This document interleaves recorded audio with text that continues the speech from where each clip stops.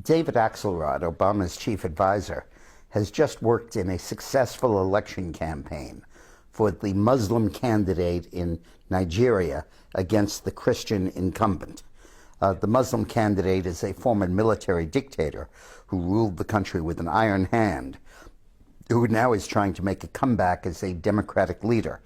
His name is Muhammad Buhari, and he has just defeated a guy named Goodluck Jonathan, the Christian candidate for president of Nigeria.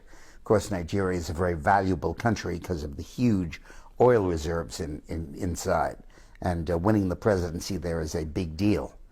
Buhari used to be an advocate of Sharia law and attempted to impose it in Nigeria. He now says that he's over that and he's not going to do that and he'll behave himself. But the question is, do we take him at his word or not?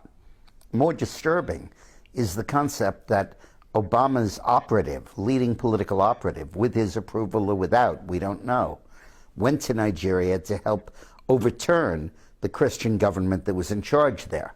I personally find it impossible to believe that he would have done so without at least consulting with the president. This conforms to a pattern that's emerging that's very disturbing. It's now known that Obama's aides participated aggressively in the campaign to defeat Netanyahu in Israel, that they funneled over $20 million into the anti-Netanyahu campaign, which Netanyahu's people claim included $1 million of American tax money, and now this involvement in Nigeria.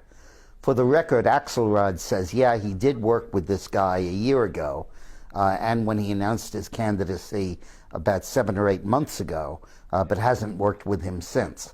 But we'll see, and a lot of evidence contradicts him. But in any case, he certainly did help him in the current cycle get started and get moving. This amounts to a kind of new American imperialism. Instead of using the army to invade or the CIA to destabilize, they're using political consultants and campaign funds to try to make elections come out right. And it would be forgivable if they wanted them to come out right. But instead, in my judgment, they're trying to have them come out wrong. The Nigerian candidate who was just elected president, his group has had ties to Boko Haram, the terrorist group in Nigeria. And of course, the opposition to Netanyahu, I think, wants to give away the store to the Palestinians and ultimately cripple the Jewish state. When I worked for President Clinton, we worked aggressively to try to re-elect Boris Yeltsin in Russia. But I think that was in the interests of the United States to stop the communists and the fascists from taking over.